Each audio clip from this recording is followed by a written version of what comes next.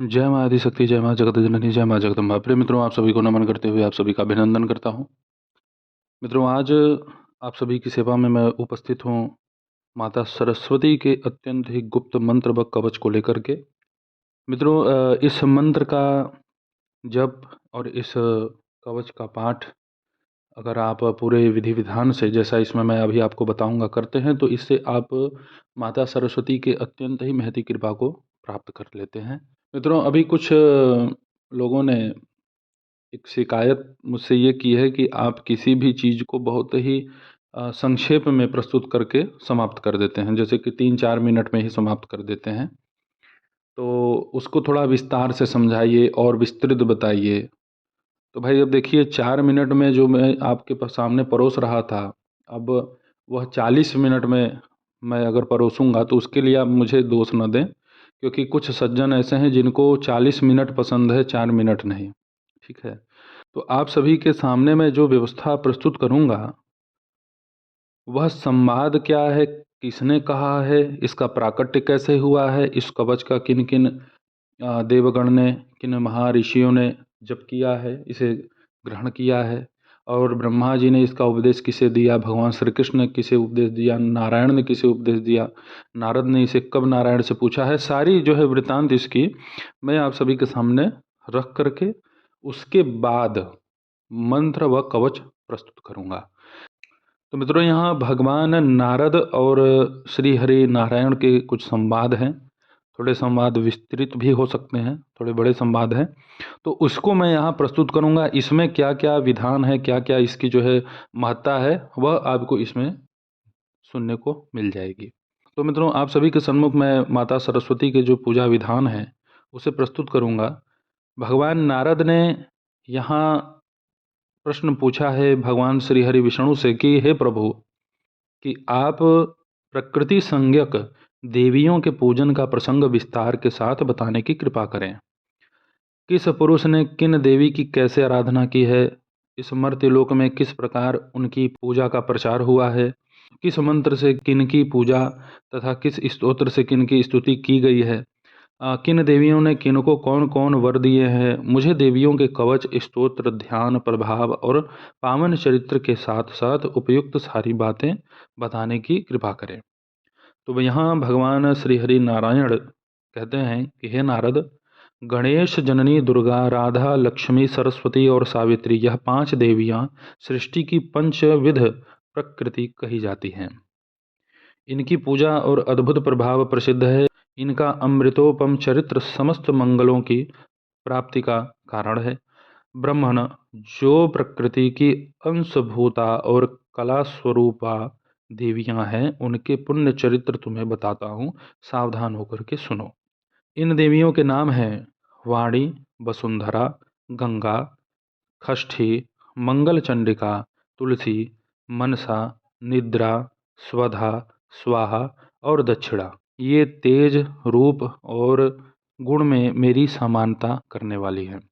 इनके चरित्र पुण्यदायक तथा श्रवण सुखद हैं, जीवों के कर्मों का सुखद परिणाम प्रकट करने वाले हैं। दुर्गा और राधा का चरित्र बहुत विस्तृत है, संक्षेप से उसे पीछे कहूँगा। इस समय आप सुनो। सर्वप्रथम भगवान श्री कृष्ण ने सरस्वती की पूजा की है, जिनके प्रसाद से मूर्ख भी पंडित बन जाता है। इन काम स्वरूपिणी देवी ने श्री कृष्ण को पाने की इच्छा प्रकट की थी। ये सरस्वती सबकी माता कही जाती हैं। सर्वज्ञानी भगवान श्री कृष्ण ने इनका अभिप्राय समझकर सत्य हित कर तथा परिणाम में सुख देने वाले वचन कहे। तो भगवान श्री कृष्ण क्या बोले? तुम नारायण की सेवा स्वीकार करो, वे मेरे ही अंश हैं। उनकी 4 भुजाएं हैं। उन परम सुंदर तरुण पुरुष में मेरे ही समान सभी सद्गुण वर्तमान हैं। करोड़ों कामदेव के समान उनकी सुंदरता है। वे कामिनियों की कामना पूर्ण करने में समर्थ हैं। मैं सबका स्वामी हूँ, सभी मेरा अनुशासन मानते हैं, किंतु राधा की इच्छा का प्रतिबंधक मैं नहीं हो सकता। कारण वे तेज, रूप और गुण सब में मेरे समान हैं। सबको प्राण अत्यंत प्रिय हैं। फिर मैं अपने प्राणों की अधिष्ठात्री देवी इन राधा का त्याग करने में कैसे समर्थ हो सकता हूँ? हे भद्रे, तुम वैकुंठ पधारो, तुम्हारे लिए वहीं रहना हितकर होगा। सर्वसमर्थ विष्णु को अपना स्वामी बनाकर दीर्घ काल तक आनंद का अनुभव करो। तेज, रूप और गुण में तुम्हारे ही समान उनकी एक पत्नी लक्ष्मी भी वहाँ है। लक्ष्मी में काम, क्रोध, लोभ, मोह, मान और हिंसा ये नाम मात्र भी नहीं है। उनके साथ तुम्हारा समय सदा प्रेम पूर्वक सुख से व्यतीत होगा। विष्णु तुम दोनों का समान रूप से सम्मान करेंगे। हे सुंदरी, प्रत्येक ब्रह्मांड में माघ शुक्ल पंचमी के दिन विद्यारंभ के शुभ अवसर पर बड़े गौरव के साथ तुम्हारी विशाल पूजा होगी। मेरे वर के प्रभाव से आज से लेकर प्रलय पर्यंत प्रत्येक कल्प में मनुष्य, मनुगण, देवता, मोक्षकामी, प्रसिद्ध मुनिगण, वसु, योगी, सिद्ध, नाग, गंधर्व और राक्षस सभी बड़ी भक्ति के साथ 16 प्रकार के उपचारों के साथ तुम्हारी पूजा करेंगे।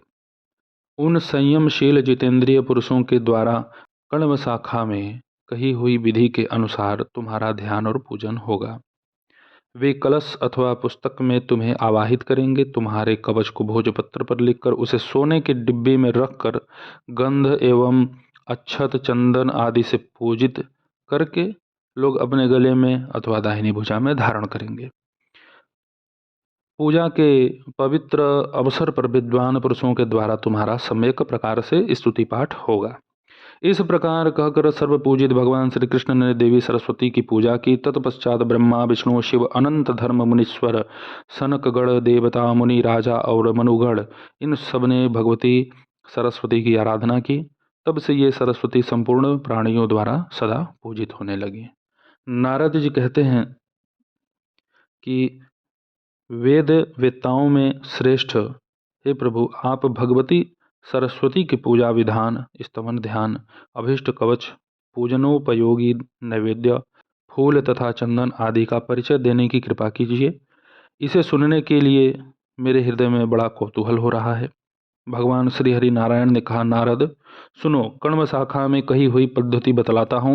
इसमें जगन्न माता सरस्वती के पूजन की विधि वर्णित है। माघ शुक्ल पंचमी विद्यारंभ की मुख्य तिथि है। उस दिन पूर्वाह्न काल में ही प्रतिज्ञा लेकर के संयमशील एवं पवित्र हो स्नान व नित्य क्रिया के पश्चात भक्तिपूर्वक कलश स्थापन करें। फिर नैवेद्य आदि से निम्नांकित 6 देवताओं का पूजन करें। पहले गणेश, फिर सूर्य, पुनः अग्नि, फिर विष्णु, शिव और पार्वती का पूजन करने के पश्चात इष्ट देवता सरस्वती का पूजन करना उचित है। फिर ध्यान करके देवी का आवाहन करें। तदंतर व्रती रहकर षोडशोपचार विधि से भगवती का पूजन करें।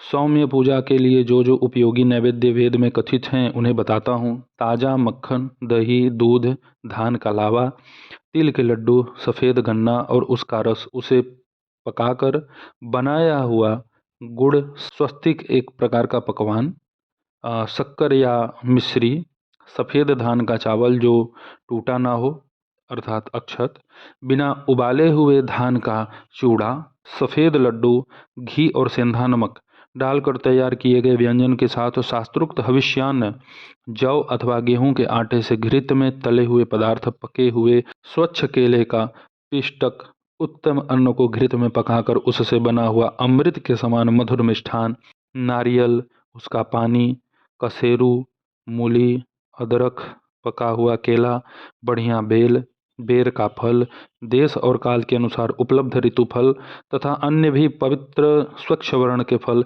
यह सब नैवेद्य के ही समान हैं। हे नारद, सुगंधित सफ़ेद पुष्प, सफ़ेद स्वच्छ चंदन तथा नवीन श्वेत वस्त्र और सुंदर शंख देवी सरस्वती को अर्पण करना चाहिए। श्वेत पुष्पों की माला और श्वेत भूषण भी भगवती को चढ़ावें। महाभाग मुने, हे नारद, भगवती सरस्वती का श्रेष्ठ ध्यान परम सुखदायी है तथा भ्रम का उच्छेद करने वाला है। वह ध्यान यह है, इसे सावधानी पूर्वक श्रवण करो। सरस्वती का श्री विग्रह शुक्ल वर्ण है। यह परम सुंदरी देवी सदा मुस्कुराती रहती हैं। इनके परिपुष्ट विग्रह के सामने करोड़ों चंद्रमा की प्रभा भी तुच्छ है। ये विशुद्ध चिन्मय वस्त्र पहने हैं। इनके एक हाथ में वीणा है और दूसरे में पुस्तक। सर्वोत्तम रत्नों से बने हुए आभूषण इन्हें सुशोभित कर रहे हैं। ब्रह्मा, विष्णु और शिव प्रभृति प्रधान देवताओं व साथ सुरगणों से ये सुपूजित हैं। श्रेष्ठ मुनि मनु तथा मानव इनके चरणों में सदा मस्तक झुकाते हैं। ऐसी भगवती सरस्वती को मैं भक्तिपूर्वक प्रणाम करता हूँ। इस प्रकार ध्यान करके विद्वान पुरुष पूजन के समग्र पदार्थ मूल मंत्र से विधिवत सरस्वती को अर्पण कर दे। फिर कवच का पाठ करने के पश्चात दंड की भांति भूमि पर पड़कर देवी को साष्टांग प्रणाम करें। हे मुने, जो पुरुष भगवती सरस्वती को अपनी इष्ट देवी मानते हैं उनके लिए यह नित्य क्रिया है। बालकों के विद्यारंभ के अवसर पर वर्ष के अंत में माघ शुक्ला पंचमी के दिन सभी को इस सरस्वती देवी की पूजा अवश्य करनी चाहिए। श्रीं ह्रीं सरस्वत्यै स्वाहा, यह वैदिक अष्टाक्षर मूल मंत्र परम श्रेष्ठ एवं सबके लिए उपयोगी है, अथवा जिनको जिस मंत्र के द्वारा उपदेश प्राप्त हुआ है उनके लिए वही मूल मंत्र है। सरस्वती इस शब्द के साथ चतुर्थी विभक्ति जोड़कर अंत में स्वाहा शब्द लगा लेना चाहिए। इसके आदि में लक्ष्मी का बीज श्रीं और माया बीज ह्रीं लगावें। यह श्रीं ह्रीं सरस्वत्यै स्वाहा मंत्र साधक के लिए कल्प वृक्ष के तुल्य है। प्राचीन काल में कृपा के समुद्र भगवान नारायण ने वाल्मीकि मुनि को इसी का उपदेश दिया था। भारतवर्ष में गंगा के पावन तट पर यह कार्य संपन्न हुआ था। फिर सूर्य ग्रहण के अवसर पर पुष्कर क्षेत्र में भृगु जी ने शुक्र को इसका उपदेश दिया था। मरीचि नंदन कश्यप चंद्र ग्रहण के समय प्रसन्न होकर बृहस्पति को इसे बताया था। बद्री आश्रम में परम प्रसन्न ब्रह्मा ने भृगु को इसका उपदेश दिया था। जरत्कारु मुनि क्षीर सागर के पास विराजमान थे। उन्होंने आस्तिक को यह मंत्र पढ़ाया। बुद्धिमान ऋष्य श्रृंग ने मेरु पर्वत पर विभांडक मुनि से इसकी शिक्षा प्राप्त की थी। शिव ने आनंद में आकर गौतम तथा कणाद मुनि को इसका उपदेश दिया था। याज्ञवल्क और कात्यायन ने सूर्य की दया से इसे पाया था। महाभाग शेष पाताल में बलि के सभा भवन पर विराजमान थे। वहीं उन्होंने पाणिनि, बुद्धिमान, भारद्वाज और शाकटायन को इसका अभ्यास कराया था। 4 लाख बार जप करने पर मनुष्य के लिए यह मंत्र सिद्ध हो जाता है। इस मंत्र के सिद्ध हो जाने पर अवश्य ही मनुष्य में बृहस्पति के समान योग्यता प्राप्त होती है। हे विप्र, सरस्वती का कवच विश्व पर विजय प्राप्त कराने वाला है। जगत सृष्टा ब्रह्मा ने गंधमादन पर्वत पर भृगु के आग्रह से इसे उन्हें बताया था। वही मैं तुमसे कहता हूँ, इसे ध्यानपूर्वक श्रवण करो। भृगु ने कहा, हे ब्रह्मन, आप ब्रह्म ज्ञानी जनों में प्रमुख, पूर्ण ब्रह्म ज्ञान संपन्न, सर्वज्ञ, सबके पिता, सबके स्वामी एवं सबके परम आराध्य हैं। हे प्रभु, आप मुझे सरस्वती का विश्वजय नामक कवच बताने की कृपा कीजिए। यह कवच माया के प्रभाव से रहित मंत्रों का समूह एवं परम पवित्र है। ब्रह्मा जी बोले, हे वत्स, मैं संपूर्ण कामनाओं को पूर्ण करने वाला कवच कहता हूँ, इसे ध्यानपूर्वक श्रवण करो। यह श्रुतियों का सार है, कान के लिए सुखप्रद, वेदों में प्रतिपादित एवं उनसे अनुमोदित है। रासेश्वर भगवान श्री कृष्ण गोलोक में विराजमान थे, वहीं वृंदावन में रासमंडल था। रास के अवसर पर उन प्रभु ने मुझे यह कवच सुनाया था। कल्प वृक्ष की तुलना करने वाला यह कवच परम गोपनीय है। जिन्हें किसी ने सुना नहीं है वे अद्भुत मंत्र इसमें सम्मिलित हैं। इसे धारण करने के प्रभाव से ही भगवान शुक्राचार्य संपूर्ण दैत्यों के पूज्य बन गए। ब्रह्मन, बृहस्पति में इतनी बुद्धि का समावेश इस कवच की महिमा से ही हुआ है। वाल्मीकि मुनि सदा इसका पाठ और सरस्वती ध्यान करते थे, अतः उन्हें कविंद्र कहलाने का सौभाग्य प्राप्त हो गया। वे भाषण करने में परम चतुर हो गए। इसे धारण करके स्वयंभुव मनु ने सबसे पूजा प्राप्त की। कणाद, गौतम, कण्व, पाणिनि, शाकटायन, दक्ष और कात्यायन इस कवच को धारण करके ही ग्रंथों की रचना में सफल हुए। इसे धारण करके स्वयं कृष्ण द्वैपायन व्यास देव ने वेदों का विभाग कर खेल ही खेल में अखिल पुराणों का प्रणयन किया।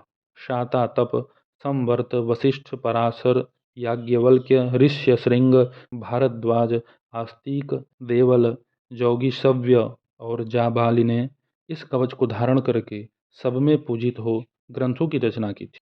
हे विप्रेंद्र, इस कवच के ऋषि प्रजापति हैं। स्वयं बृहति छंद है। माता शारदा अधिष्ठात्री देवी हैं।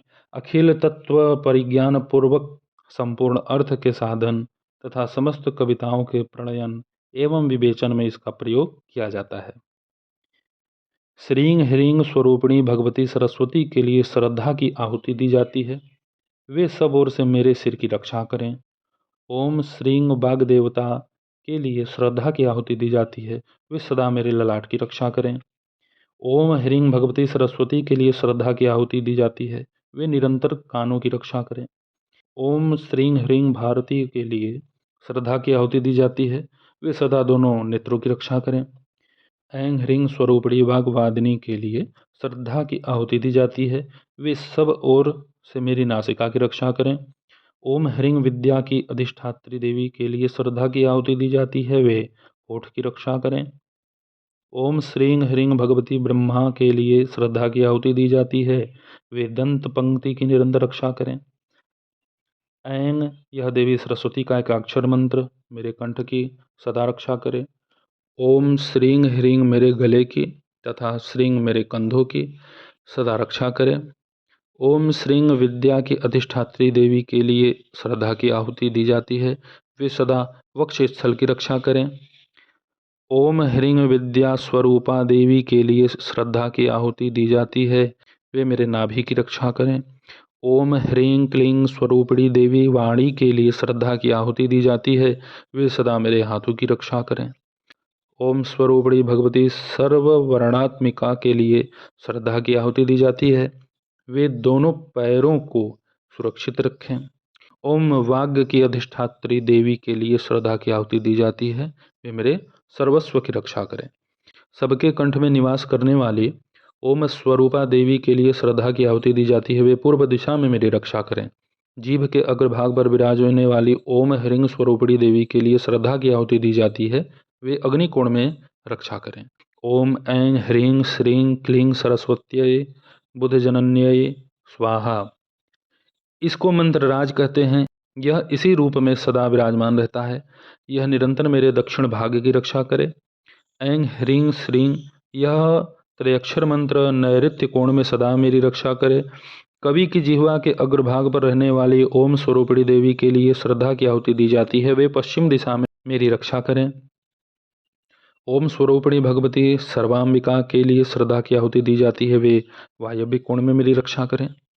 गद्य पद्य में निवास करने वाली ओम ऐं श्रीं मई देवी के लिए श्रद्धा की आहुति दी जाती है। वे उत्तर दिशा में मेरी रक्षा करें।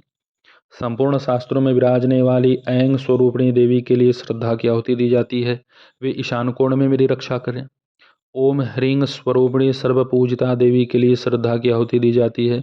वे ऊपर से मेरी रक्षा करें। पुस्तक में निवास करने वाली ऐं ह्रीं स्वरूपिणी देवी के लिए श्रद्धा की आहुति दी जाती है। वे मेरे निम्न भाग की रक्षा करें। ओम स्वरूपिणी ग्रंथ बीज स्वरूपा देवी के लिए श्रद्धा की आहुति दी जाती है। वे सब ओर से मेरी रक्षा करें। हे विप्र, यह सरस्वती कवच तुम्हें सुना दिया। असंख्य ब्रह्म मंत्रों का यह मूर्तिमान विग्रह है। ब्रह्म स्वरूप इस कवच को विश्वजय कवच कहते हैं। प्राचीन समय की बात है। गंधमादन पर्वत पर पिता धर्मदेव के मुख से मुझे इसे सुनने का शुभ अवसर प्राप्त हुआ था। तुम मेरे परम प्रिय हो, अतएव तुमसे मैंने ये कहा। तुम्हें अन्य किसी के सामने इसकी चर्चा नहीं करनी चाहिए। विद्वान पुरुषों को चाहिए कि वस्त्र, चंदन व अलंकार आदि सामानों से विधिवत अपने गुरु की पूजा अर्चना संपन्न करें। दंड की भांति जमीन पर पड़कर उन्हें प्रणाम करें, अर्थात साष्टांग दंडवत करें। तत्पश्चात उनसे इस कवच का अध्ययन करके इसे हृदय में धारण करें। 5 लाख जप करने के पश्चात यह कवच सिद्ध हो जाता है। इस कवच के सिद्ध हो जाने पर पुरुषों को बृहस्पति के समान पूर्ण योग्यता प्राप्त हो जाती है। इस कवच के प्रसाद से पुरुष भाषण करने में परम चतुर, कवियों का सम्राट और त्रैलोक्य विजयी हो जाता है। वह सबको जीतने में समर्थ होता है। हे मुने, यह कवच कण्व शाखा के अंतर्गत है। अब स्तोत्र, ध्यान, बंधन और पूजा का विधान बताता हूँ, उसे श्रवण करो। तो मित्रों, यहाँ मैं आपको जो इसका मूल मंत्र यहाँ पर है, जो ओम ऐं ह्रीं श्रीं क्लीं सरस्वती बुधजनन्यै स्वाहा, यह इस कवच का मंत्र है। और इस कवच को मैं आप सभी के सामने यहाँ पूर्ण रूप से संस्कृत में प्रस्तुत कर देता हूँ, क्योंकि यह तो उसका अर्थ है, हिंदी भाग था। और डिस्क्रिप्शन में भी इस कवच को मैं आपको प्रस्तुत करा दूंगा, इस मंत्र को भी प्रस्तुत करा दूंगा कि ताकि वहाँ से आपको इसे अध्ययन करने में, इसका अवलोकन करने में आपको कोई दिक्कत ना हो। ब्रह्मवाच शृणुवत्स प्रवक्ष्यामि कवचं सर्वकामदं श्रुतिसारं श्रुतिसुखं श्रुत्ययुक्तं श्रुतिपूजितम् उक्तं कृष्णेन गोलोके मह्यं वृन्दावने वने रासेश्वरेण विभुना रासे वै रासमण्डले अतीव गोपनीयं च कल्पवृक्षसमं परम् अश्रुताद्भुतमन्त्राणां समूहैश्चव यदधृत्वा भगवाच्छुक्रः सर्वदैत्येषु पूजितः यदधृत्वा पठनाद् ब्रह्मण बुद्धिमाश्च बृहस्पतिः पठनाद्धारणाद्वाग्मि कवीन्द्रो वाल्मीको मुनिः स्वयंभुवो मुनश्चैव यदधृत्वा सर्वपूजितः कणादो गौतमः कर्णवः पाणिनिः शाकटायनः ग्रन्थं चकार यद् धृत्वा दक्षः कात्यायनः स्वयं धृत्वा वेदविभागं च पुराणान्यखिलानि च चकार लीलामात्रेण कृष्णद्वैपायनः स्वयं शातातपश्च संवर्तो वसिष्ठश्च पराशरः यदधृत्वा पठनाद् ग्रन्थं याज्ञवल्क्यश्चकार सः ऋष्यशृङ्गो भरद्वाजश्चास्तिको देवलस्तथा जौगिसव्योऽथ जाबालिर्यद् धृत्वा सर्वपूजिताः कवचस्यास्य विप्रेन्द्रऋषिरेव प्रजापतिः स्वयं छन्दश्च बृहति देवता शारदाम्बिका सर्वतत्त्वपरिज्ञाने सर्वार्थसाधनेषु च कवितासु च सर्वासु विनियोगः प्रकीर्तितः श्रीं ह्रीं सरस्वत्यै स्वाहा शिरो मे पातु सर्वतः श्रीं वाग्देवतायै स्वाहा भालं मे सर्वदावतु ॐ सरस्वत्यै स्वाहेति श्रोत्रे पातु निरन्तरम् ॐ श्रीं ह्रीं भारत्यै स्वाहा नेत्रयुग्मं सदावतु ऐं ह्रीं वाग्वादिन्यै स्वाहा नासा मे सर्वतोऽवतु ॐ ह्रीं विद्याधिष्ठात्रिदेव्यै स्वाहा ओष्ठं सदावतु ॐ श्रीं ह्रीं ब्राह्म्यै स्वाहेति दन्तपङ्क्तिं सदावतु एमित्येकाक्षरो मन्त्रो मम कण्ठं सदावतु ॐ श्रीं ह्रीं पातु मे ग्रीवां स्कन्धो मे श्रीं सदावतु ॐ श्रीं विद्याधिष्ठात्रिदेव्यै स्वाहा वृक्षः सदावतु ॐ ह्रीं विद्यास्वरूपाय स्वाहा मे पातु नाभिकाम् ॐ ह्रीं क्लीं वाण्यै स्वाहेति मम हस्तौ सदावतु ॐ सर्ववर्णात्मिकायै पादयुग्मं सदावतु ॐ वागधिष्ठात्रिदेव्यै स्वाहा सर्वं सदावतु ॐ सर्वकण्ठवासिन्यै स्वाहा प्राच्यां सदावतु ॐ ह्रीं जिह्वाग्रवासिन्यै स्वाहा अग्निदिशि रक्षतु ॐ ऐं ह्रीं श्रीं क्लीं सरस्वत्यै बुधजनन्यै स्वाहा सततं मन्त्रराजोऽयं दक्षिणे मां सदावतु ऐं ह्रीं श्रीं त्रयक्षरो मन्त्रो नैऋत्यां मे सदावतु कविजिह्वाग्रवासिन्यै स्वाहा मां वारुडेवतु ॐ सर्वाम्बिकायै स्वाहा वायव्ये मां सदावतु ॐ ऐं श्रीं गद्यपद्यवासिन्यै स्वाहा मामुत्तरेवतु ऐं सर्वशास्त्रवासिन्यै स्वाहा ईशान्यां सदावतु ॐ ह्रीं सर्वपूजितायै स्वाहा च ऊर्ध्वं सदावतु ऐं ह्रीं पुस्तकवासिन्यै स्वाहाधो मां सदावतु ॐ ग्रन्थबीजरूपायै स्वाहा मां सर्वतोऽवतु इति ते कथितं विप्र ब्रह्ममन्त्रौघविग्रहम् इदं विश्वजयं नाम कवचं ब्रह्मरूपकं पुरा श्रुतं धर्मवक्त्रात् पर्वते गन्धमादने तव स्नेहान्मया आख्यातं प्रवक्तं न कस्यचित् गुरुमभ्यर्च्य विधिवद्वस्त्रालङ्कारचन्दनैः प्रणम्य दण्डवद्भूमौ कवचं धारयेत् सुधीः पञ्चलक्षजपेनैव सिद्धं तु कवचं भवेत् यदि स्यात् सिद्धकवचो बृहस्पतिसमो भवेत् महावाग्मी कवीन्द्रश्च त्रैलोक्यविजयी भवेत् शक्नोति सर्वं जेतुं च कवचस्य प्रसादतः। मित्रों, ये आप सभी के सन्मुख मैंने माता सरस्वती के अत्यंत ही चमत्कारिक व परम गोपनीय देव दुर्लभ कवच को प्रस्तुत किया। मित्रों, इस चमत्कारिक अद्भुत कवच का लाभ यह है कि अगर आप कुछ पढ़ते हैं वह आपको भूल जाता है, तो ऐसी परिस्थिति अगर आपके साथ चल रही है तो उसमें भी यह कवच आपके लिए रामबाण सिद्ध होगा। क्योंकि यह मेधा स्मृति को बहुत ही प्रखर बनाता है और माता सरस्वती वस्तुतः शिक्षा की, ज्ञान की, बुद्धि की, विवेक की ही देवी हैं। तो अगर आप इनका शरणागति लेते हैं, इस परम गोपनीय कवच से आपको शीघ्र अपने बौद्धिक समस्या से संबंधित प्रत्येक विकारों को नष्ट करने में अत्यधिक बल प्राप्त होगा और आप उसमें सफल भी होंगे। बहुत लोग हकलाते हैं, स्पष्ट उच्चारण नहीं कर पाते, तो उन्हें मौन रह करके इसका जप करना चाहिए। तो ये वर्षों पुरानी जन्मजात मानसिक विकार को, वाणी की अशुद्धता को पूर्ण रूपेण नष्ट कर देता है। आप वास्तव में जैसे कोई एक कवि संभाषण करते हैं, उस तरीके से आपकी वह मति मंदता नष्ट हो जाएगी और धारा प्रवाह आप किसी भी विषय पर बात कर सकते हैं, बोल सकते हैं। तो मित्रों आप सभी मेरे द्वारा बताए इस अद्भुत कवच का पाठ करें। अपने समस्त विकार इस कवच से नष्ट करें। माता जगदम्बा सरस्वती की महती कृपा आपके ऊपर बने। तो मित्रों आप सभी इस कवच का लाभ उठाएं, माता सरस्वती की महती कृपा प्राप्त करें। ऐसे ही आप सभी के सन्मुख में उपस्थित होता रहूँगा अत्यंत ही गुप्त व चमत्कारिक प्रयोगों को लेकर के। आप सभी लोग अपना ध्यान रखें, सुखी रहें, स्वस्थ रहें। जय माता दी। हर हर महादेव।